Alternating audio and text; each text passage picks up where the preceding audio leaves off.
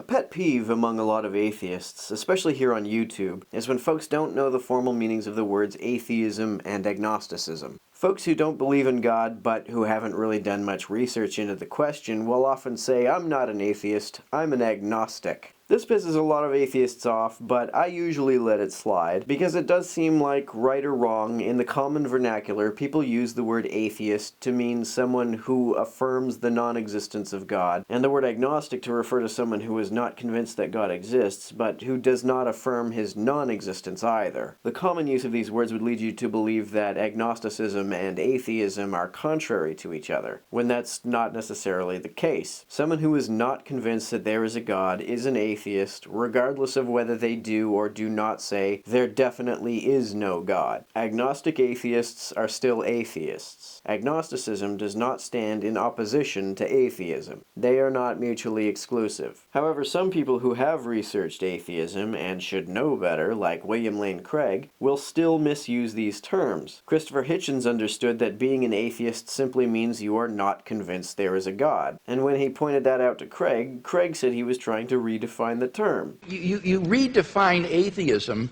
to mean a sort of theism. What a shithead. How can he not know how ridiculous he sounds when he says things like, atheism is different from atheism? Anyway, instead of hearing atheist and agnostic, I often hear the terms strong atheist and weak atheist to differentiate between these two perspectives. And that's fine, I guess, but I don't hear much about the other options. I, for example, am a theological non-cognitivist, or an igtheist. I believe that most, if not all, formulations of the idea of God are incoherent. This view, I think, falls somewhere in between weak and strong atheism. While a weak atheist might say something like, "It's possible that God exists, but I'm just not convinced that he does," a theological non-cognitivist would not say that it is possible for God to exist, because when an idea is incoherent, its possibility or impossibility simply cannot be assessed. As a theological non-cognitivist, I don't really understand what it even means to say God exists. I just wanted to throw that in there because in the debates over the use of these terms, agnosticism often gets neglected as a possible medium position between weak and strong atheism.